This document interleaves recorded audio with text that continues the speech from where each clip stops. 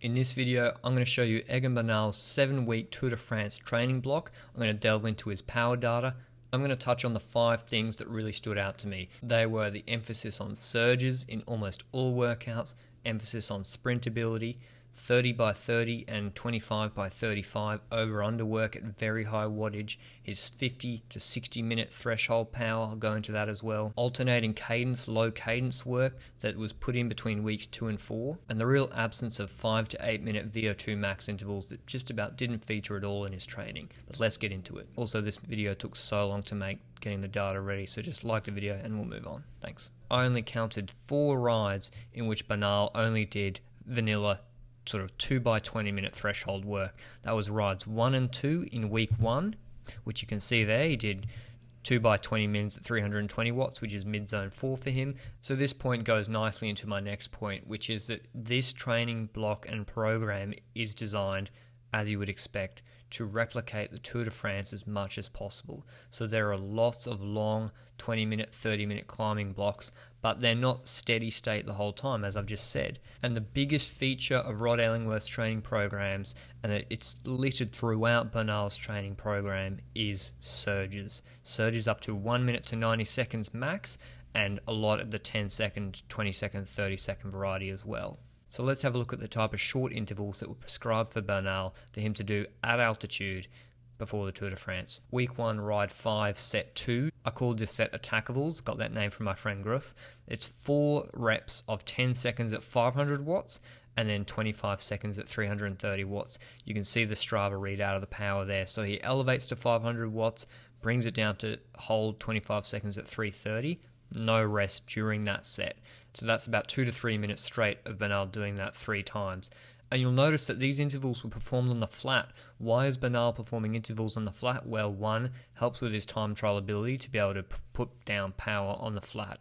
But secondly, and more importantly, if Bernal breaks away from the climbing group, like he did on Col d'Airain stage 19, and then before the climb to Tignes, which obviously was abandoned, but that's what they were planning for, to do that, after Col d'Airain he had a long descent and then a flat section which he would have had to gone on his own, maybe help with Simon Yates. He would have needed the ability to put power down on the flat to maintain the gap to the Kruijswijk Geraint Thomas group. Another anaerobic set he did was 5 reps of 30 seconds on, 30 seconds off with an initial 10-second surge, then maintain for the next 20 seconds, followed by at the end a 90-second build, averaging 310 watts but building up to a 481 watt peak. So fast forward to week 5, the week before the Tour de Suisse. We've now been a month since that set I just showed you, the 30-30s. Now he did a 6-minute set averaging 380 watts, where he did 6 by 6 reps of 30-second surge, averaging at a minimum 410 watts on the onset, and then 30 seconds he didn't do zone 2 or 100 watts or not pedal. He averaged zone 3, like 240, 250 watts. And for each surge, as you can see here, the power is increased until that last 30-second rep, he did 525 watts. And it's not 6 by 6 reps, it should just be 6 reps. He didn't do that 6, he didn't do 36 of these, he did 6. What you're probably really wondering is, what can Bernal hold for 1 hour, 40 minutes, 30 minutes, his actual threshold climbing ability? In week 1, ride 2, he did 38.5 minutes at 320 watts. That's not his max, because in week 4, ride 5, he did 58 minutes at 324 watts, up to 3,200 meters altitude. That is insane. Considering the effect that altitude normally has on people, for him to do nearly 5.6 watts per kilo up to and over 3,000 meters for nearly an hour is crazy. He set the climbing record on Col d'Airain doing 5.8 watts per kilo for 33 minutes, and here in training he did 5.6 watts per kilo for nearly an hour. The best 10-minute power I found in this 7-week training block for Bernal was in his individual time trial at Tour de Suisse. You can see in 5A, his warm-up, he built up to a peak of 3 minutes at 390 watts for his warm-up, and then a gradual cool-down, and then the individual time trial he averaged 375 watts for 11 minutes. But this included 3 pedal stoppages and watt spikes. You'll see in the Strava file here, he begins with a 700 watt spike into 400 watts for 30 seconds as they come off the ramp and begin, And because it was a 3-point turn, he had to stop pedaling 3 times right in the middle of this time trial, and so he probably lost about 5 to 6 watts there that he would have had if he'd been able to pedal in a straight line without stopping. I think the most surprising thing that I found in Bernal's training data were these alternating cadence intervals he did regularly throughout weeks 2 to 4 when he was in Colombia. These seem to be a staple of his program, and you can see in ride 1 on week 3, he did 24 minutes at nearly 300 watts, with 6 minutes at 52 cadence and then 6 minutes at 87 cadence. And then in set 4 he did 6 minutes at 48 cadence, 6 minutes at 92 cadence. You can see it repeated again in set 1 of ride 3 and again in set 1 of ride 5. He did 5 minutes alternating, so he always does an extra one of the low cadence. And you can see in the Strava file here, it's pretty obvious to see, and the power stays exactly constant regardless of what cadence he's doing. And these are about 20 RPM below and 20 RPM above his preferred cadence. Bernal's preferred climbing cadence is about 68 to 73 RPM, but I think that goes up a little bit when he's attacking or surging at the end of a stage. But generally when he's climbing at threshold, about 72, 70 RPM. And you can see in ride 5 on week 2, he did the climb to the highest point of his whole training camp, which was up to 3,350 meters altitude. He started that climb with about 18 minutes at high zone 3, doing 6 minutes at 45 cadence and then 6 minutes at 90 cadence. And I'm not entirely sure of the training or physiological reason for doing alternating cadence efforts. I think the idea is that within the set or the interval, you are taxing a different part of your energy system or shifting the load between systems. So when you're doing a lower cadence, it's more taxing on your muscular endurance system because it requires more torque on the cranks.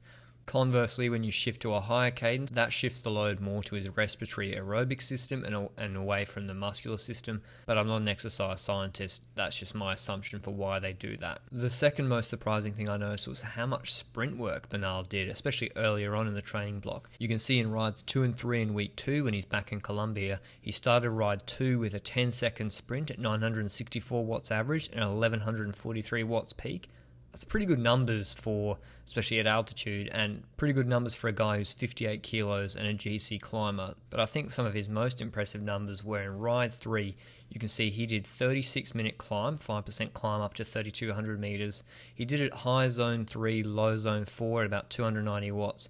But he finished with a full gas sprint, 970 watts average for 13 seconds. You can see there an 1100 watt max that he hit at 3,200 meters after climbing. You'll remember in Tour de l'Avenir 2017 when he destroyed the group in stage 8, I think it was. That was a similar length sprint as well when he was contesting the sprint with Bjorg Lambrecht, about 13 seconds. Rest in peace to Bjorg Lambrecht. And the reason it's important for a GC guy to be able to sprint as well and repeat sprints is if we look at the last stage of the Tour de Suisse, where he did 14 sprints, all peaking to about 900, 850 watts on the final descent when he was in the GC jersey, because there were 14 hairpins on that descent, and each time they came out of the hairpin he had to sprint to 900 watts. So sprinting ability is still important for GC guys. Let's have a look at the hardest 2 workouts he did during this training block. And then during the end of week 7, starts with ride 4. He did 20 minutes averaging 330 watts, but he did 5 reps of 3.5 minutes at 300 watts, so low zone 4, high zone 3 sort of area for him,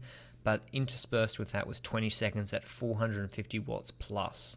You can see there, and then the last burst, he bursts up and he averages for 90 seconds 440 watts. This was completed in Andorra in 33 degrees centigrade. And then ride 6 is, I would never want to have to do this workout ever. It looks absolutely terrible. He has a warm-up, and then set 2 is 20 minutes at 330 watts again. This time, instead of 3.5 minutes at 300 watts, he does 2.5 minutes at 300 watts, and then 20 seconds at 500 watts plus. He does 5 reps of that. And the last burst is 75 seconds at 424 watts.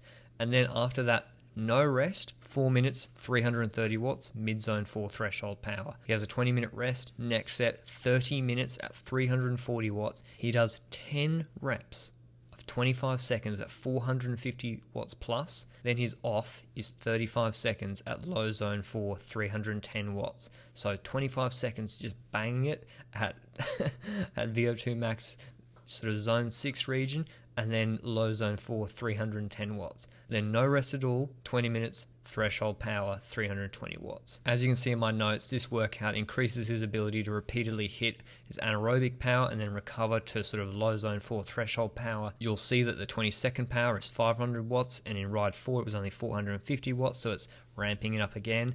And then set 3 is crazy wattage, and this interval simulates repeated attacks early in a climb and then maintenance of threshold power, assuming that he's separated from the group. And in stage 4 of Tour de l'Avenir 2017, this is what happened. He attacked hard off the group, just did bursts at 400 watts. Then once he got separation, it becomes a time trial against whoever's chasing him, and then he has to maintain threshold power as much as he can to the line, and then hopefully surge at the line. If you haven't already, make sure you like the video, comment down below your thoughts on Bernal's training program.